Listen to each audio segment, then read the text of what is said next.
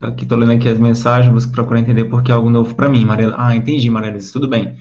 Mas vamos tentar o máximo possível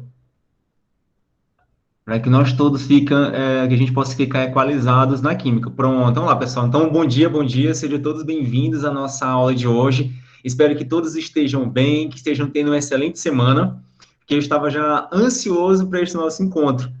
Ela ocorre a cada 14 dias e a gente fica sempre naquela ansiedade. Pelo menos eu estava ansioso já para ter esse novo contato com vocês. Então, gostaria de saber como é que vocês estão, rapidamente, alguém queira comentar.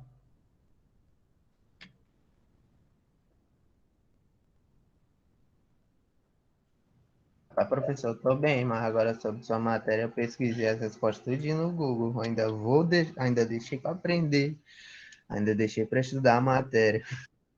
Eita, Enzo, rapaz. Tranquilo, mas não vamos deixar Estou acumular não, bem, pessoal. professor, você? Bem também, o que eu, rapaz, estou bem, estou aqui com vocês agora, está maravilhoso, muito bem. Deixa eu aqui outra pessoa, pronto, a Mel. Pronto, Mel, estávamos só esperando por você, agora vamos iniciar a nossa aula, tá, pessoal? O conteúdo teórico. Todos vocês estão conseguindo visualizar a reprodução da tela do computador? Sim, sim. Ok. Então, pessoal, a partir desse momento, eu não consigo mais visualizar o chat. Então, quem falar algo no chat, por favor, me avisem. Ou então fale o que está escrito, porque eu não consigo mais visualizar, tá? Estou enxergando agora somente. Professor, Então, sim. o Luiz Henrique não, o Luiz Guilherme está avisando que o João Manuel não vai poder participar da sua aula. Ah, tudo bem, tá tranquilo. Aí eu vou deixar, assim que terminar, já um pouco, vou só visualizar o vídeo e já coloco disponível para vocês. Tudo bem? Certo, obrigada. Por nada. Bom dia, Romério. Bom dia. Como é que está? Tranquilo, tudo bem, tudo tranquilo. Então vamos lá, pessoal. Na aula passada, nós iniciamos nosso estudo sobre química, vimos o que é química, que química é a parte da ciência da natureza, então a parte da ciência que estuda a matéria, suas transformações, sua constituição, suas propriedades e ainda a energia envolvida durante as transformações. Vimos ainda o que é corpo, o que é massa, o que é matéria, o que é volume. Lembram disso? Sim. Pronto. Então hoje teve outros conteúdos e hoje vamos dar continuidade iniciando por temperatura. O que é temperatura? O que vocês entendem por temperatura?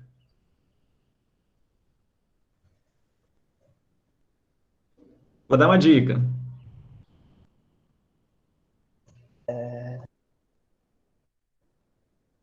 Já dei a dica.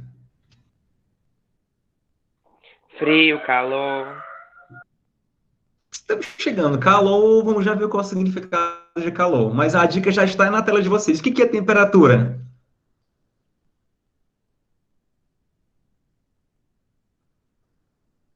Pessoal, vocês não estão conseguindo visualizar o slide. É a medida É a térmica medida. da matéria. Professor, tem como se aumentar porque tá pequenininho. Eita, é porque aqui para mim já está no máximo. O seu celular, ele está na posição vertical ou horizontal? Ele está em pé ou está deitado? Em pé. Pois deite ele, coloque ele deitado, que vai melhorar. Vai ocupar a tela toda. Benjamin, por favor. Deu certo. Deu certo? Ótimo, vamos lá. Então, temperatura é a medida da agitação térmica das partículas que constituem a matéria.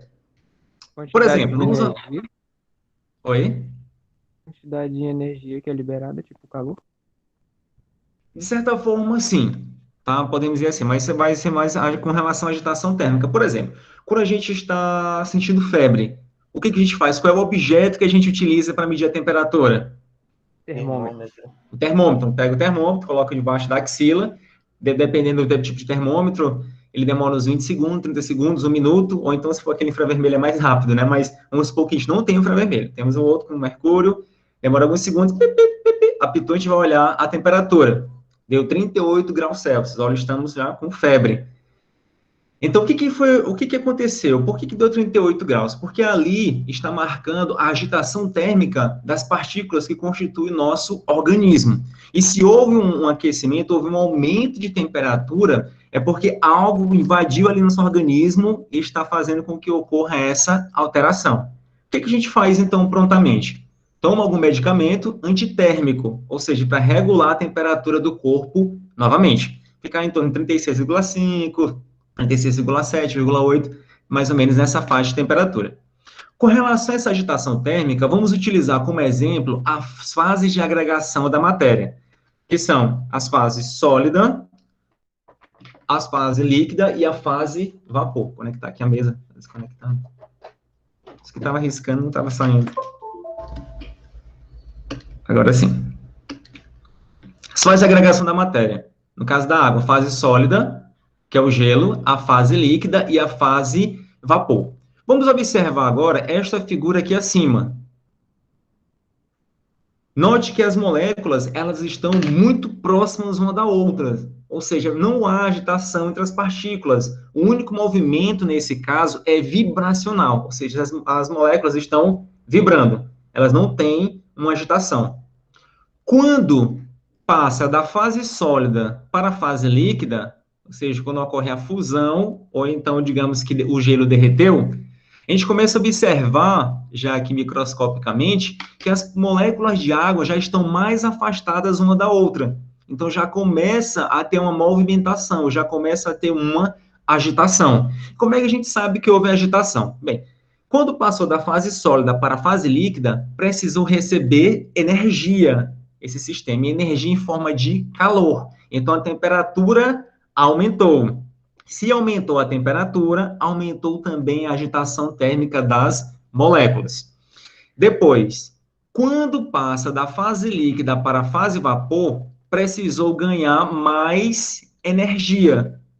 O que significa dizer? Que agora, se a gente for analisar microscopicamente, como está aqui representado, as moléculas de água estão mais afastadas ainda uma das outras. E, consequentemente, elas apresentam a maior mobilidade. Então, consegue se movimentar, se agitar com maior frequência.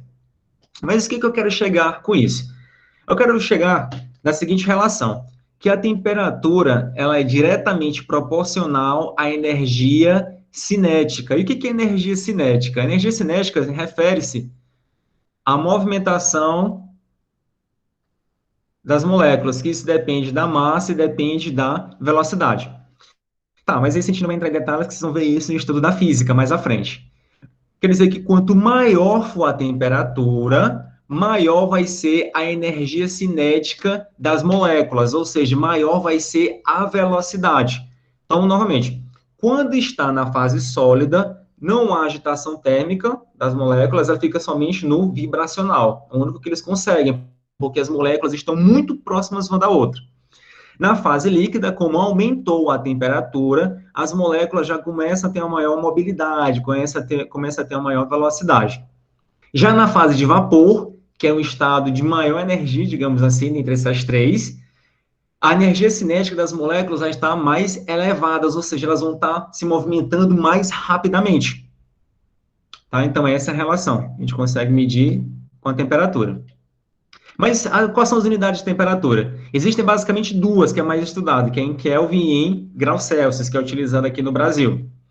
Existe ainda o processo de conversão entre essas unidades, na qual a temperatura em Kelvin vai ser igual à temperatura em graus Celsius mais 273. E se quisermos transformar de graus Celsius para Kelvin, utiliza esta outra relação. Agora vamos lá, a parte do calor. O que é um calor? Calor é uma energia em trânsito, ou seja, uma forma de energia que pode ser diretamente transferida de um corpo para outro, desde que haja diferença de temperatura entre os corpos. Com certeza ficou muito, né? Mas vocês já tocaram em algum material que estava quente? Pode ser uma panela quente, pode ser um ferro que você encontrou na rua que estava quente, então você chegou no local, triscou e, tipo, Já. quente. Já aconteceu isso? Ontem caiu um pingo de gordura no meu braço, conta? Eita, o negócio foi complicado, né? Sim, vamos lá. Então, veja. Fazer café. Sim, com café, já tomar o café, tá um pouco apressado, tá aqui, eita, queimei minha língua. Pronto, o que aconteceu ali?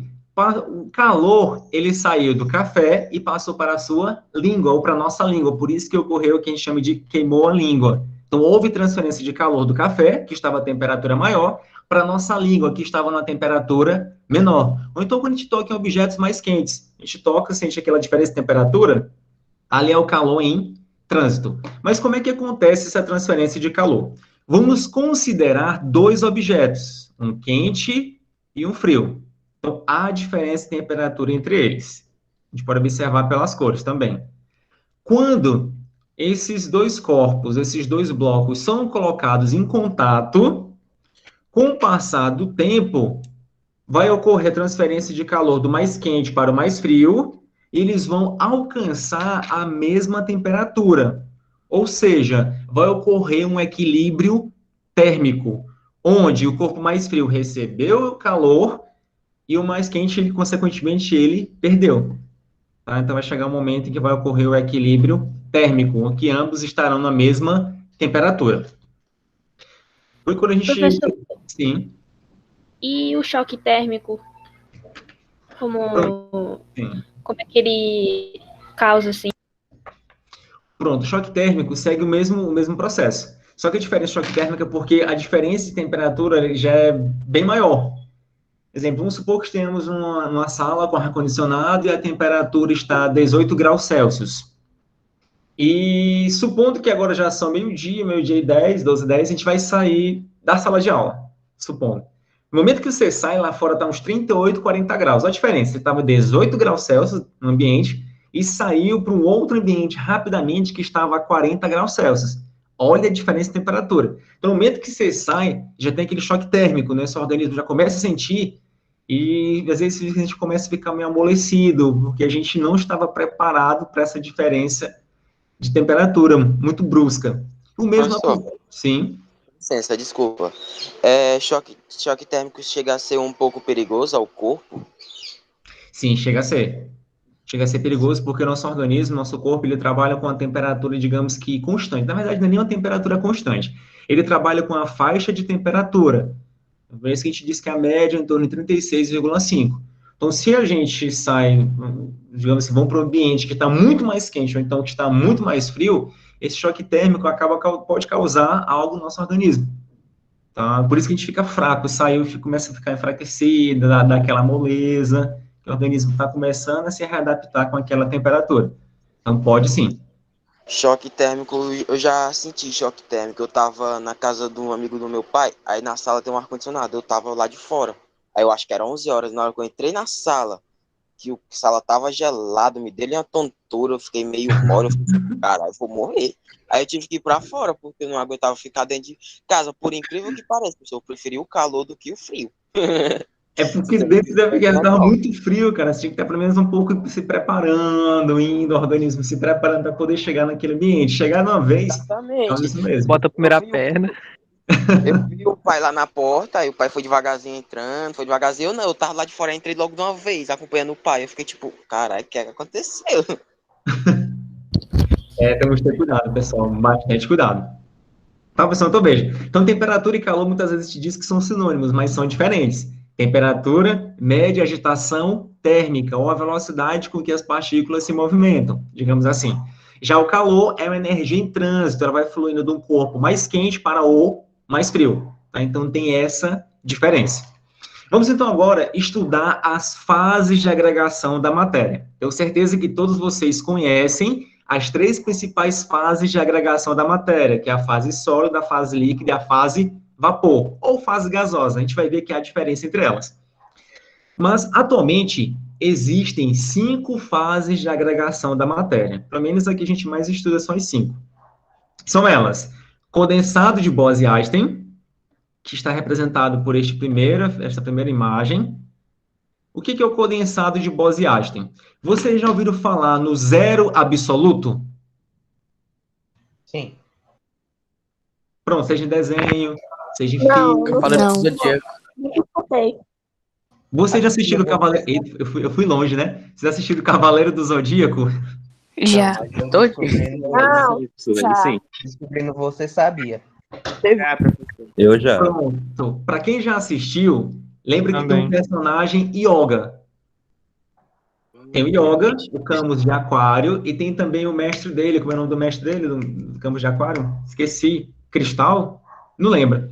Isso que acontece? Eles são do gelo, digamos assim. A constelação tá lá do cisne e tudo. O que que ele faz? Ele solta o pó de diamante. Naquele pó de diamante é uma técnica que ele aprendeu, mas tem uma outra que ele vai lançar para tentar chegar ao zero absoluto, que é a menor temperatura que pode ser alcançado. O zero absoluto é o 0 Kelvin, tá? Vou botar aqui embaixo. É o 0 Kelvin. Professor, Sim. no Flash também fala do zero absoluto. Sim, é verdade, verdade. Pronto, bem lembrado, tá? Tinha esquecido do flash. Que corresponde ao zero absoluto, corresponde a menos 273,15 graus Celsius. Então, a menor temperatura que tentam alcançar. Tá? Então, disse que nesse zero absoluto, nessa temperatura de menos 273,15 graus Celsius, as moléculas param. Tá? Acreditava-se nisso, que as moléculas paravam. Só que o que aconteceu? Eles colocaram o material para alcançar até essa temperatura, chegar o mais próximo possível.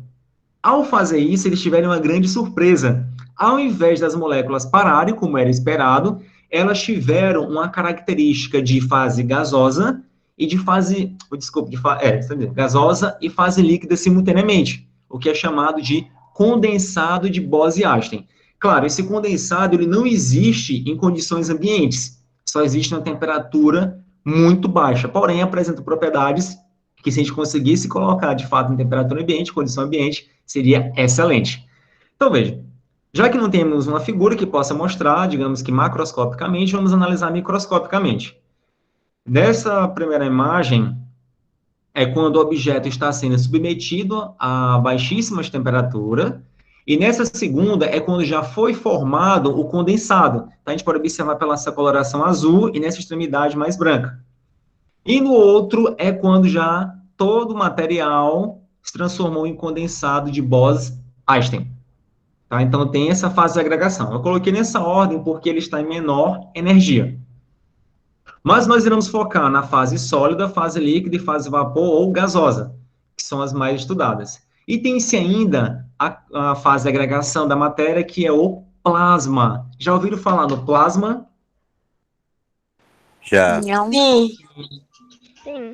Tem a TV de plasma, tem a lâmpada fluorescente, que também, quando a gente liga, ali forma o plasma. O Sol, ele é lá na formação dele, é plasma. O fogo também é um exemplo de plasma. Professor, onde mais tem plasma? Naqueles letreiros luminosos, que tem gás neon dentro, por exemplo, fica brilhando. Tá aqui, ou alguma cor verde, alguma cor. Pronto, ali também. Oh, não entendi. Eu adoro esse gás. Alguns isqueiros também usam plasma. Isso, então veja. Então, o plasma ele está muito presente também no nosso cotidiano. Tá? Mas vamos focar agora somente na fase sólida, fase líquida, vapor e fase gasosa. Vejamos então, essas três fases. Quais são as principais características da fase sólida, da fase líquida e da fase vapor? Na fase sólida, ela apresenta forma e volume definido, e as partículas possuem somente movimento de vibração, foi o que eu acabei falando agora há pouco. Tá? Por que isso acontece? Porque a força de repulsão entre as moléculas é menor do que a força de coesão, ou seja, força de atração. E além disso, o sólido ele é incompressível. O que é incompressível? Eu sempre tenho um balão aqui próximo de mim, dessa vez eu não deixei nenhum. Vamos supor que tem um balão, está cheio de ar. Quando você pressiona, ou seja, aplica uma força, uma pressão, o volume diminui. Ou seja, prova que o gás ele é compressível. Mas se você parar de apertar o balão, ele tende a voltar ao seu tamanho original. Já observaram isso? Já. Pronto, mas será que eu consigo fazer isso com um sólido? Tá aqui, o lápis, estou tentando aqui, ó, tô pressionando. Eu vou conseguir diminuir o volume dele? Não. Não. Não. Então significa dizer que ele é incompressível. Muito bem. Já na fase líquida, a forma é variável e o volume é definido. O que seria esse volume variável? Vamos supor que tem essa garrafa de água de 510 ml Tá, botar para cá para não fazer a propaganda gratuita. Tá aqui. 510 ml.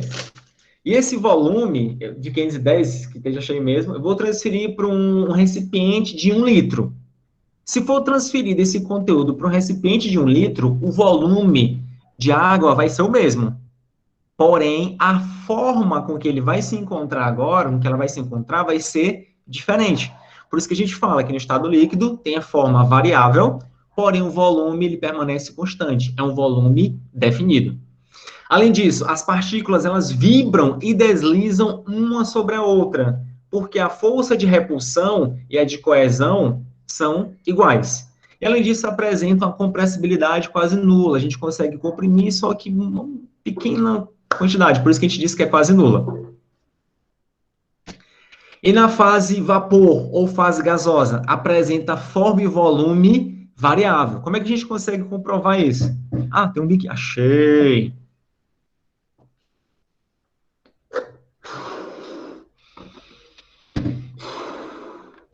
Tá aqui, achei muito, não, senão pode...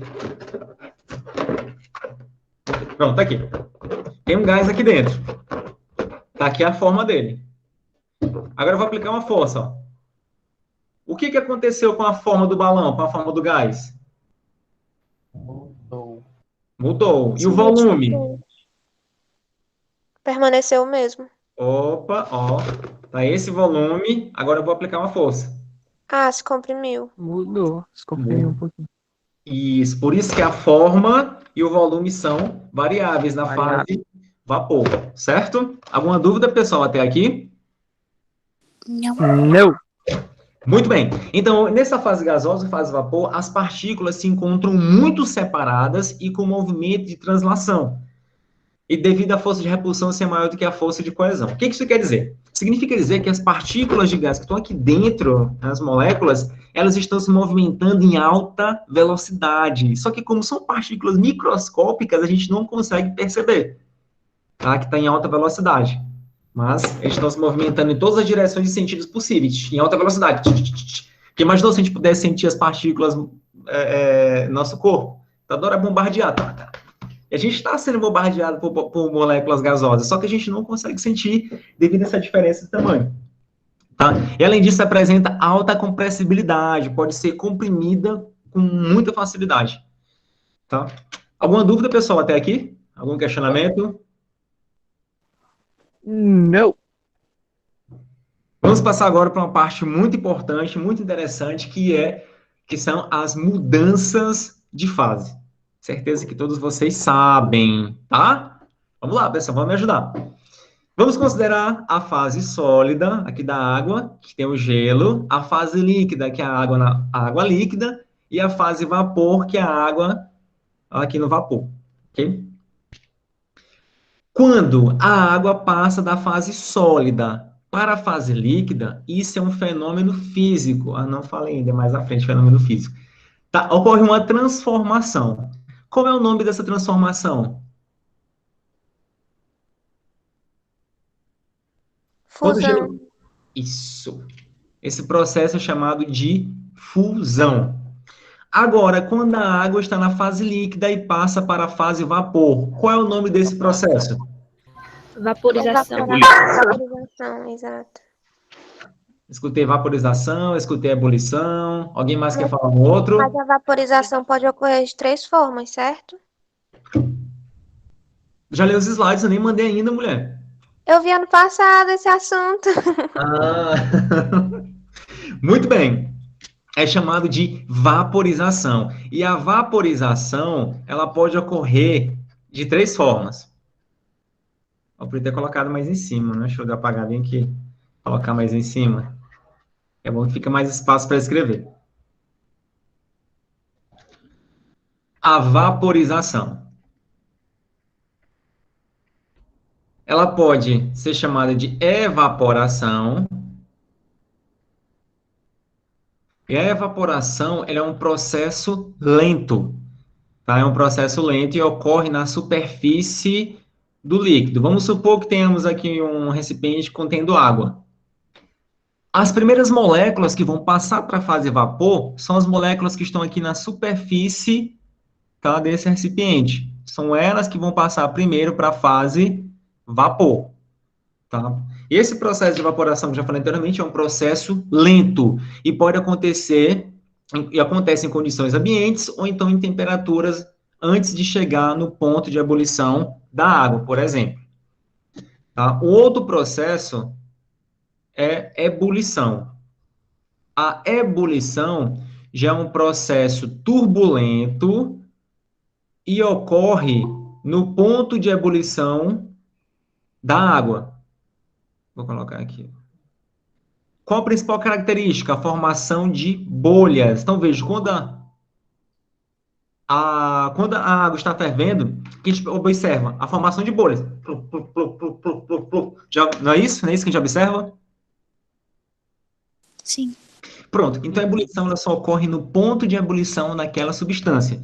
No caso da água, se tiver a nível do mar, o ponto de ebulição é de 100 graus Celsius. Então a água começa a ferver quando chegar na temperatura de 100 graus Celsius. Já o outro é a calefação. Calefação. Isso, muito bem, garoto. Tá ótimo, excelente. A calefação já é um processo instantâneo. Eu ia perguntar se vocês tinham brincado com isso, mas é melhor não. Vamos supor que em casa você viu sua mãe foi preparar o arroz, esquentou primeiro ali a panela e começou a despejar um pouco de água.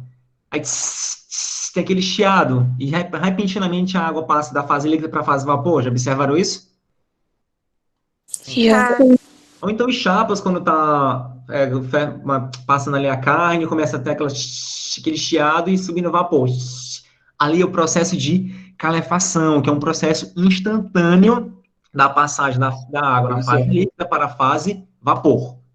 Certo? Jogar nitrogênio líquido também na água acontece isso, né? Da fase líquida para gasosa já. Se fizer o que eu não entendi. Se fizer como? Jogar nitrogênio líquido na água quente também faz isso, né? Já passar do estado líquido pro gasoso. Faz, mas ali já tem uma outra coisa que eu vou entrar em detalhe depois com vocês. O próprio nitrogênio líquido, ele já automaticamente vai passando também para a fase vapor em condição ambiente. Na verdade, na fase gasosa que ele vai. Tá? Você já viu nitrogênio líquido já pessoalmente? Não. Eu já. Ainda não. Já é um tipo que eu usava no laboratório, quando eu estava fazendo as pesquisas, e a gente precisava utilizar o nitrogênio líquido. E quando pega na pele, dá tipo a sensação de queimado. Tem que ter muito cuidado. Meio Só porque eu não contraditório, podia usar né? meu jaleco. Como? É meio contraditório, não é? É, meio contraditório, uma sensação de queimar mesmo. Vamos lá, pessoal. E o processo inverso? Agora da fase vapor para a fase líquida. Sublimação? Não. Outro. Condensação? Condensação. E se for da fase gasosa para a fase líquida? Sublimação. Aí é sublimação. Não, pessoal, vamos já chegar nessa sublimação, agora eu tô ansioso para chegar Liquefação. Isso, garoto, liquefação. Vamos lá. Da fase vapor para a fase presta atenção, olha para cá, não olha para o lado não, olha para cá para o celular, ou para o computador. Quando passa da fase vapor para a fase líquida, tem-se a condensação. Professor, mas como é que eu vou saber que é condensação ou liquefação? Simples. Quando a água está fervendo, se pegarmos uma tampa e colocar sobre aquele vapor, o que vai formar aqui debaixo da tampa? Gotas de água. Isso, gotícula de água, gotas de água. Então, ali é o processo de condensação, porque por diferença de temperatura, ali rápida, a gente já conseguiu obter as gotículas de água. Mas e a liquefação? A liquefação é exatamente o que está dentro do gás de cozinha.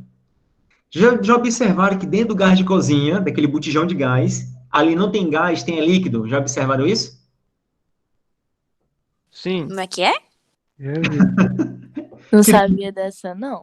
Pronto, do botijão de gás. Tá ali, botijão de gás, por isso que é bem pesado. 13 quilos, fora o... Tem 13 quilos de gás, imagine, de gás na fase líquida, imagine só o botijão, que já é pesado. Então, veja, o gás, ali dentro do botijão de gás, ele não está na fase gasosa, ele está na fase líquida. Se vocês tiverem curiosidade depois, com muito cuidado, pode até pegar o botijão de gás e agitar um pouco, você vai perceber que ali tem um líquido coisando, sente uma movimentação de líquido. Tá? Ali dentro, o gás butano e o gás propano estão na fase líquida. Aí você se pergunta, professor, Mas quando eu vou usar o gás que ligo lá ao registro, eu não vejo líquido, eu vejo um gás. Isso, você vai ver os gás e não líquido. Por quê? Dentro do botijão de gás, vamos supor que dentro do botijão de gás, o gás está na fase líquida, porque está sob alta pressão. Mas se a gente liga o resistor, a pressão externa está menor do que a interna. Então, quando vier... Condensação. Não, vai ser a liquefação. Oh, desculpa. Não vai ser liquefação, já vai ser, digamos que, um dos processos de vaporização. Tá? Já vai passar da fase líquida para a fase gasosa. Tá? Passa a fase líquida dentro do botijão para a fase gasosa fora do botijão. Então, se tiver curiosidade, pode perceber que agitando, ele está na fase líquida ali dentro. Depois, de líquido para sólido. Solidificação. É isso, aí você sabia, vocês são craque mesmo. E agora sim, minha pergunta clássica de resposta já conhecida. Há casos em que a fase sólida, que uma amostra na fase sólida passa diretamente para a fase vapor ou fase gasosa. Qual é o nome desse processo? Sublimação. Sublimação, muito bem, agora sim. Amém. E processo inverso, da fase vapor, fase gasosa, para a fase sólida?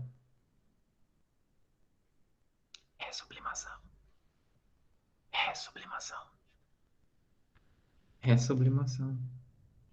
Sublimação. Ressublimação. Isso, exatamente. Ressublimação, alguns autores também chamam de sublimação, mas é o processo inverso, a gente vai chamar de ressublimação.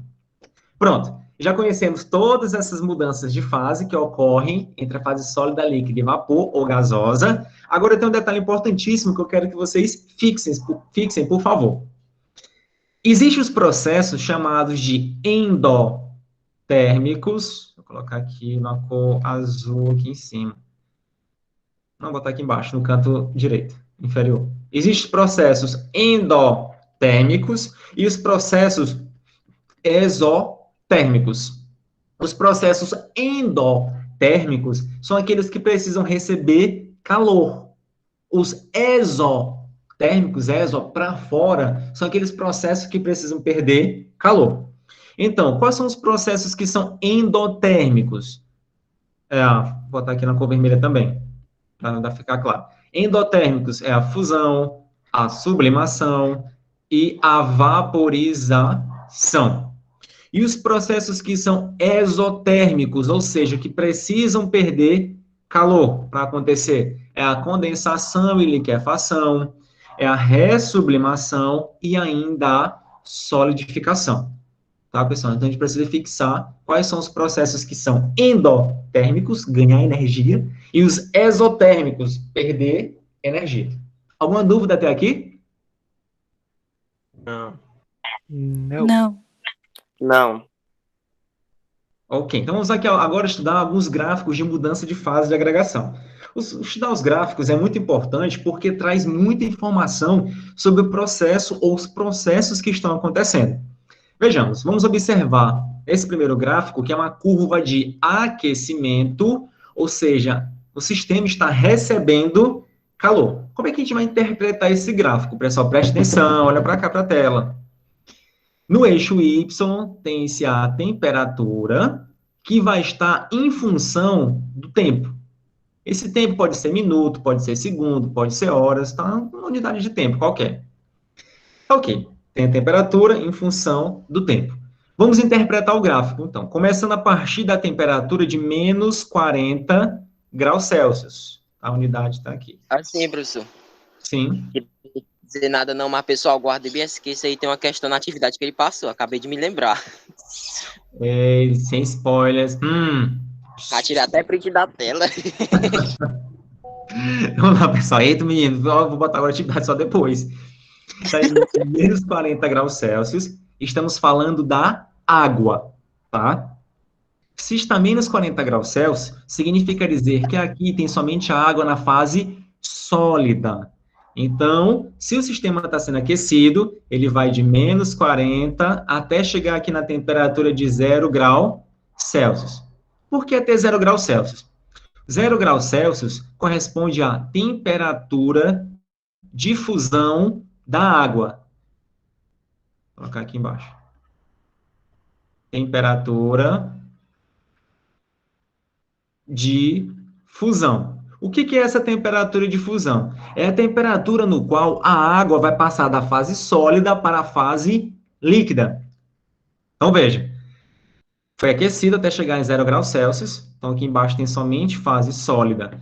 Chegou nesse ponto, nesse tempo X qualquer, o sistema vai começar a passar da fase sólida para a fase líquida. E observe que vai ter um patamar, que vai de um tempo aqui, um X até um tempo Y. O que é um patamar? É essa reta. Tá? Ali ficou reto. Significa dizer que naquele momento a temperatura permaneceu constante até todo o sólido passar para a fase líquida. Então, o que a gente pode observar? Nesse patamar, tem-se a fase sólida e a fase líquida simultaneamente, até finalizar toda a fusão. Depois que terminou a fusão, observe que a temperatura começa a aumentar novamente. Está observando? Ó, a temperatura começa a aumentar novamente. Nessa faixa, nessa reta que está subindo, a água está na fase líquida. Está somente nessa faixa aqui, nessa rampa. E vai permanecer somente líquida até chegar nesse outro tempo. Vamos supor aqui que seja um tempo R, de Romésio. Esse tempo, e nessa temperatura de 100 graus Celsius, corresponde à temperatura de ebulição da água, que é a temperatura na qual a água vai passar da fase líquida para a fase vapor. Então, nessa outra faixa, nesse outro ponto do gráfico, tem-se um novo patamar, ou seja, a temperatura ela vai permanecer constante até que toda a água passe da fase líquida para a fase vapor, vamos supor um tempo T. E nesse novo patamar, tem-se a fase líquida e a fase vapor simultaneamente. Depois disso, a temperatura começa novamente a aumentar e vai ter somente a fase vapor. Tá, pessoal? Então, são essas informações sobre as mudanças de fase que podemos ter no gráfico. Só que ainda há uma outra informação importante. Qual? Por exemplo, a gente pode observar o tempo em que a água demorou na fusão. Começou nesse tempo, vamos supor aqui tempo X, e foi até aqui um tempo Y. Então, essa faixa de tempo foi o tempo que demorou para a água no processo de fusão.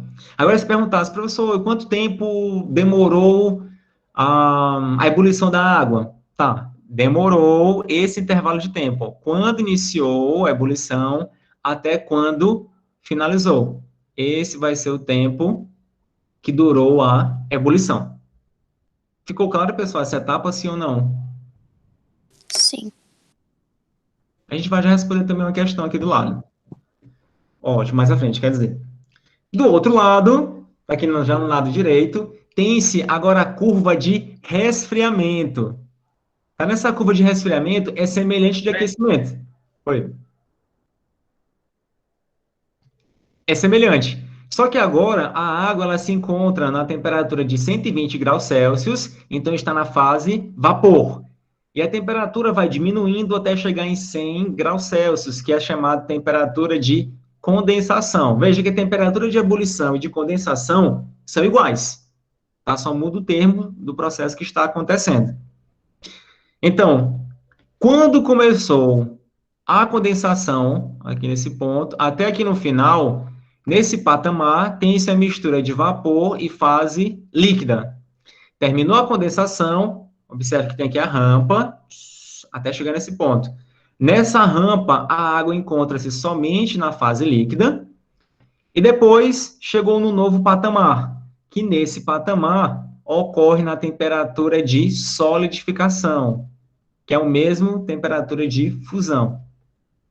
Nessa faixa, tem-se a água tanto na fase líquida quanto na fase sólida, e depois que toda a água foi transformada em gelo, a temperatura começa a diminuir e tem-se somente a água na fase sólida.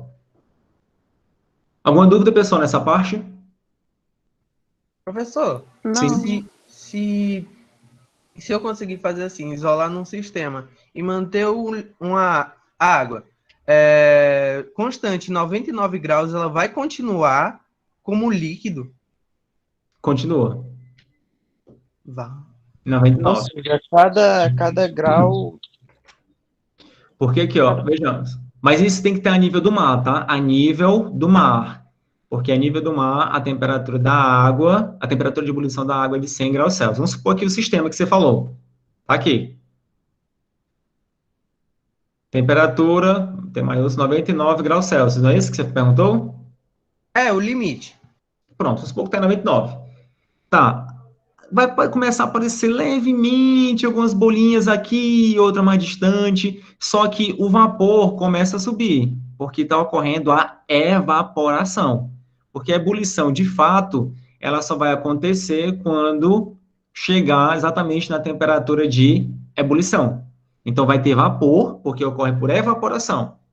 Mas quando atingir 100 graus Celsius, vai começar a realmente formar aquelas bolhas. Blu, blu, blu, blu, blu, blu, blu. Então, ali vai ocorrer a ebulição. Certo?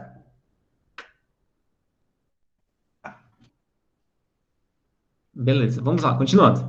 Diagrama de fases. Bom, pessoal, essa parte de diagrama de fases é bem interessante, talvez seja novidade para todos nós. Mas vamos lá, o que é um diagrama de fases? Um diagrama de fases é um diagrama que demonstra as 3 fases de agregação no mesmo gráfico. A fase sólida, a fase líquida e a fase vapor ou gasosa, que está do lado. Vamos analisar esses 2 diagramas. O primeiro é o diagrama da água, que é o que está aqui representado, e posteriormente, aqui do lado direito, vamos ver o diagrama de fases para o dióxido de carbono. Analisando o primeiro da água. Observe que nesse diagrama de fases tem-se a pressão, aqui no eixo Y, em função da temperatura, que está em graus Celsius.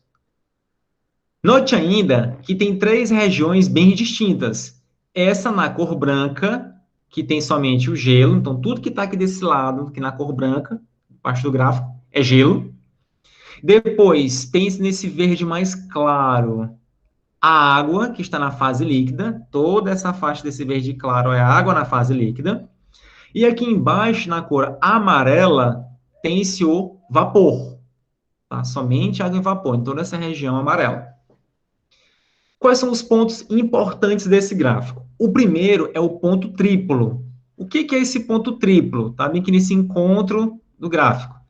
No ponto triplo, coexistem as 3 fases de agregação: sólida, líquida e vapor simultaneamente. Professor, isso é possível? Sim, é possível. E para a água, o ponto triplo, ele ocorre quando a pressão do sistema é de 0,006 atm e a temperatura do sistema está em 0,01 grau Celsius. Nesse momento, ocorrem as 3 fases de agregação simultaneamente. O outro ponto importante é o ponto crítico. O que é esse ponto crítico? O ponto crítico é a temperatura, digamos assim, máxima, onde a água, para esse caso, está na fase vapor. Aqui é o ponto crítico. Ponto crítico, e tem-se a pressão crítica, que está aqui 218 graus Celsius, e a temperatura crítica, que é 374 graus Celsius. Novamente, tudo que está abaixo dessa temperatura está na fase vapor. Se porventura a temperatura do sistema aumentar, não vamos ter mais o vapor, vamos ter o gás. Tá? Por isso que tem diferença entre gás e vapor. Tá? Para a água, acima da temperatura crítica é o gás e abaixo da temperatura crítica vai ser o vapor. E aqui em cima, pessoal, tem a outra fase de agregação, que é do estado mais avançado, no caso do plasma. Alguma dúvida até aqui, pessoal, desse diagrama? Não. A gente vai responder umas questões mais na frente, tá? Vou passar para a gente fazer uma revisão com questões envolvendo esse diagrama de fases, que é para a gente compreender melhor, ter maior intimidade com esse gráfico. Tá? Eu sei que esse tipo de gráfico é novidade para a gente, quando a gente está no ensino médio, mas é interessante mostrar para a gente ver a diferença entre gás e vapor. Desse outro lado, tem-se um gráfico que é para o dióxido de carbono, então tudo que está nessa região aqui, um verde claro, digamos assim, está na fase sólida. Nesse outro ponto, aqui na cor azul, tem-se o dióxido de carbono na fase líquida, e aqui no amarelo tem-se o dióxido de carbono na fase gasosa. Observe que os gráficos, eles são diferentes. Para a água tem um perfil e para o dióxido de carbono tem outro. Porque cada substância tem seu ponto triplo e seu ponto crítico distinto. Tá? Cada substância tem sua identidade, tem seu gráfico próprio. Então, para o CO2, o ponto triplo, na pressão de 5,11 atm e temperatura de menos 56,4 graus Celsius. E o ponto crítico é a pressão de 73 atm e temperatura de 31,1 graus Celsius. Pronto, pessoal. Agora eu vou fazer uma pergunta para vocês, uma pergunta interessantíssima. Eu acho, né? Eu espero que seja bem interessante. Vocês já viram o pessoal patinar em cima do gelo, confere? Sim. Já se perguntaram como é que ele consegue patinar no gelo, porque embaixo do patins é um metal. Como é que ele consegue patinar no gelo?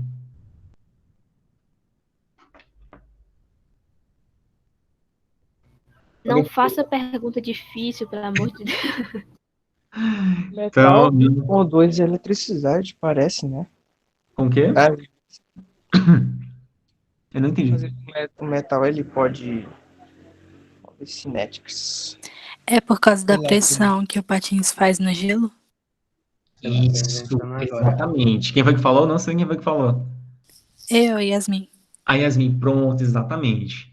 Veja o seguinte, pessoal, vamos considerar bem que esse ponto, tá? Esse ponto aqui na cor roxa, que eu acabei de fazer. Tá aí. Nesse ponto, a água está na fase sólida, fase líquida ou fase vapor? Sólida. Fase sólida. Sólida. Isso, aqui está na parte branca, muito bem. Quando o patinador, ele aplica uma pressão ali no gelo, que é com esse patins, porque ele embaixo é metal, o que acontece? Ele vai aumentar a pressão, acompanha aqui no desenho, ó, aumenta a pressão. Quando aumenta a pressão, a água passou para qual fase agora? Líquida. Para a fase líquida. Então, o patinador está aqui, botou a pressão no gelo, ocorreu a fusão, confere? Não, né, do sólido para o líquido, pressionou, ocorreu a fusão. Levantou o pé, parou de aplicar a pressão, confere? Se ele parou de aplicar a pressão, então o que vai acontecer? A água vai passar novamente para a fase sólida. Tá? Então, quando ele aplica a pressão no gelo, ocorreu a fusão e ele consegue deslizar. Tirou o pé, a pressão vai diminuir e aquela água que ficou líquida vai começar a ficar sólida novamente. Só que isso é um processo muito rápido. Aplicou a pressão, ficou líquida e deslizou. Tirou o pé, ali solidificou. Botou o pé, pressão aumentou, ficou líquido e deslizou. Tirou o pé, diminuiu a pressão, ficou sólido novamente. Por isso que a gente não consegue perceber a água que está ali na pista de gelo. Exatamente por isso. Gostaram da curiosidade? Já. Sim. Pronto. E no Então, como é CO2? que fica sólido essa região aí? Como? Não entendi. Como fica sólido, tipo, o que é que faz para deixar gelo aí? É porque, assim, lá a temperatura digamos que está 0 graus Celsius ou abaixo. Na verdade, estão abaixo de 0 graus Celsius, naquela pista de gelo. Está abaixo de zero. Então, ali já garante que aquela pista vai ficar na fase sólida, porque sabemos que o ponto de fusão, o ponto de solidificação da água é de 0 graus Celsius. Então, tem que manter, no mínimo, 0 graus Celsius. Só que ele deixa abaixo de zero, para garantir, de fato, que fique sólido, certo? Então, se a temperatura está bem abaixo de zero, menos 3, menos 4, aí o patinador consegue fazer isso. Aplicou a pressão, a temperatura permanece constante, mas ocorreu a fusão, então ele consegue deslizar. É assim que consegue manter o gelo mesmo nessa pista, porque a temperatura está abaixo de 0 graus Celsius. Certo? Atende a pergunta, sim ou não? Sim. Vamos lá, pessoal. Então, o ciclo da água. Antes de a gente passar para a atividade. Rapidinho. Uma curiosidade. Se o patinador ele alcançar altas velocidades com patins, será que a água pode evaporar por causa da produção de energia que o patim produz no gelo? Bem, pode produzir. Um pouquinho, mas pode produzir. Na verdade, ele está até acontecendo também um pouco, porque assim, naquele momento que ele vai deslizando, ficou na fase líquida. Só que o processo é tão rápido que logo solidifica, mas como nem o sistema é perfeito, pode sim acontecer um processo de evaporação ali. Pode acontecer se for o mínimo possível, porque a gente vê que a pista fica sempre naquela parte constante. Tá? Vamos lá, o ciclo da água. Vocês vão ver também o ciclo da água na biologia. Ele se refere ao ciclo, né, que mantém todo o sistema do planeta vivo. Então, tem aqui um sistema de forma resumida, onde tem essas marcações 1, 2, 3, 4, 5, 6 e 7. O que está acontecendo aqui nesse processo 1? A gente observa que está chovendo. Confere? Então, está ocorrendo a precipitação no continente. É quando chove, por exemplo, aqui em Piripiri, em Piracuruca, Brasileira. Naquele momento que está chovendo, está ocorrendo a precipitação da água. Tá, e depois, quando essa água precipita, para onde é que ela vai? Boa parte vão para os córregos formar os rios, vão formar os lagos, vão formar os riachos. Outra parte dessa água que precipitou, ela vai para o subterrâneo, como está aqui representado no 3. Pode formar o lago, ou então vem para a parte subterrânea. É assim que a gente consegue ter aquela água, e assim pode formar um poço, pode fazer outra atividade. Não entendi. Lençóis freáticos? Isso, exatamente, vai para os lençóis freáticos. Depois, nos lençóis freáticos, eles vão manter essa água, podem ainda chegar ao mar, ou então chegar a um rio, para ter sempre essa interligação. Mas de onde é que vem essa chuva? Essa chuva, ela é produzida através da vaporização, pode ser, no caso, a evaporação da água, principalmente dos mares e oceanos, porque tem uma grande região de água. Então, tem uma área muito extensa onde pode evaporar muita quantidade de água. Ao fazer essa evaporação, vai ocorrer a formação das nuvens. E essas nuvens, elas vão para o continente, e aí acaba ocorrendo a precipitação novamente. Então, veja que é um ciclo. Ocorre a evaporação da água, dessa evaporação forma as nuvens, aquelas gotículas de água, que vão para o continente, depois ocorre a precipitação da água, e aquela precipitação da água pode formar os rios, os lagos, os açudes, os lençóis freáticos, e posteriormente ainda se encontrar com o mar. A gente vê que sempre, normalmente, o rio, ele vai de encontro com o mar. Veja que o ciclo é perfeito. Formou o rio, mas o rio deságua no mar.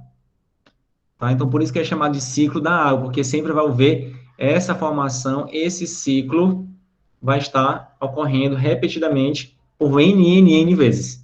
Essa é uma forma resumida do ciclo da água. Eu vi isso ontem. O professor passou um vídeo, o professor de biologia, sobre como a chuva cai, alguma coisa assim. Como a água vira chuva. É, isso aí. Show da aluna. Eu sou grande, faço a água evaporar. Ah, eu já vi esse vídeo também, eu sei qual é. É bem interessante, que acaba fixando na gente. Vamos lá, pessoal, rapidamente responder aqui alguns exercícios, para a gente fixar mais a parte desse conteúdo. Vamos lá para a primeira questão. Observe o gráfico. Olha, alguém já deu spoiler de uma questão, mas está aí uma outra também. O que a gente vai observar nesse gráfico? Que tem-se a temperatura em graus Celsius em função do tempo que está em minutos. Vamos lá. Esse gráfico representa uma mudança de estado físico. Inicialmente, o sistema só tem uma fase e esta é sólida. Após a mudança, o sistema é líquido. Sobre esse sistema e sua transformação, todas as afirmativas estão corretas, exceto... Vamos lá para a letra A. A mudança de estado é uma fusão. Verdadeiro ou falso? Verdadeiro, porque está passando de sólido para líquido. Isso, exatamente. Ele disse que no início só tem fase sólida, então está mais ou menos nessa região. Diz que depois passou para a fase líquida, então o sólido está passando para a fase líquida e que depois tem somente a fase líquida. E esse processo de sólido para líquido é fusão. Muito bem. Na letra B, a mudança de estado ocorre a partir de 50 graus Celsius. Verdadeiro ou falso? Verdadeiro. Verdadeiro. Verdadeiro. Verdadeiro, tá aqui no patamar, ó, Verdadeiro. tá ocorrendo. Isso, muito bem. A temperatura de 50 graus Celsius. Na letra C, a mudança de estado termina no instante T3. Verdadeiro ou falso? Verdadeiro. Falso. Verdadeiro. Opa, vamos olhar de novo. Onde é que Falso. o Termina no patamar começa onde? T1, E termina no T2. T2. Tá? Então a letra C está falso. Muito bem. Ah, é verdade. Na letra D, o sistema é constituído por uma substância pura e cristalina. Verdadeiro ou falso? Não faço a mínima ideia. Faz sim. A fase de agregação inicial é sólida, líquida ou gasosa? Ou vapor? Sólido. Sólida. Então, Sólido. isso. Então, ele falou que apresenta uma mudança de estado físico. Inicialmente, o sistema está na fase sólida, tá? Se está na fase sólida, ela também se encontra na fase cristalina, porque os sólidos, eles formam uma espécie de estrutura cristalina. Apesar de a gente pensar que cristalina só quando está brilhando, não. Os sólidos também têm uma estrutura que é chamada de cristalina. E na letra E, o sistema tem mais de uma fase no instante T2. Verdadeiro ou falso? Falso. Opa, bem que no instante T2, ó. Bem que nesse ponto. Verdadeiro, porque é o ponto em que ele passa de sólido para líquido. E isso ainda está verdadeiro, tá? Então, só vai ter... Tá aí, ó. Só vai ter uma única fase depois que estiver um pouco acima de T2. Mas se tiver T1 até T2, contém duas fases, que é a fase sólida e a fase líquida. Só acima dela que vai ter uma única fase. Tá, pessoal? Acho que alguém está querendo entrar, mas porque eu estou meio que na atividade. Na 2. Vamos com essa. Da Unicamp. Qual o estado físico, sólido, líquido ou gasoso, das substâncias da tabela quando são encontradas no deserto da Arábia a temperatura de 50 graus Celsius e pressão de 1 atm? Ou seja, está aqui as substâncias, clorofórmio, o éter, fenol e o pentano. Ele quer saber qual a fase de agregação ou qual o estado físico dessas substâncias quando estão submetidas a temperatura de 50 graus Celsius. Vamos fazer aqui passo a passo. Pegar a primeira, o clorofórmio. Clorofórmio. Vamos traçar aqui uma reta. Colocar aqui temperatura de fusão. E aqui a temperatura de ebulição. Temperatura de fusão, menos 63. Temperatura de ebulição, 61 graus Celsius. Tá. O clorofórmio está submetido a temperatura de 50 graus Celsius. Então, 50 graus Celsius está abaixo da temperatura de fusão, está entre temperatura de fusão e ebulição, ou está acima da temperatura de ebulição do clorofórmio? Entre Acima fusão da e temperatura ebulição. de fusão. Isso, está entre fusão e ebulição, então se encontra na fase Líquida. líquida, muito bem. Exato, porque aqui é abaixo sólido e acima vapor. Já o do outro, do éter. Éter etílico. Do éter etílico, podemos seguir o mesmo raciocínio. Colocar a temperatura de fusão, a temperatura de ebulição, porque aqui em cima, tudo que está aqui acima é gás ou vapor. Está entre a líquida e abaixo está na fase sólida. Isso aqui eu vou colocar só para dar um destaque. Temperatura de fusão, menos 116 graus Celsius e de ebulição, 34 graus Celsius. 50 graus Celsius, que é a temperatura que ele está submetido, vai estar em que região dessa reta? Após Acima a da temperatura temperatura de de ebulição. ebulição. Isso, então vai se encontrar na fase Gasosa. gasosa. Muito bem.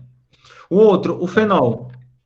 O fenol, a gente pode observar que a temperatura de fusão dele é de 41 graus Celsius e a temperatura de ebulição 182 graus Celsius. Então, 50 graus Celsius está em que região dessa reta? Abaixo da temperatura de fusão.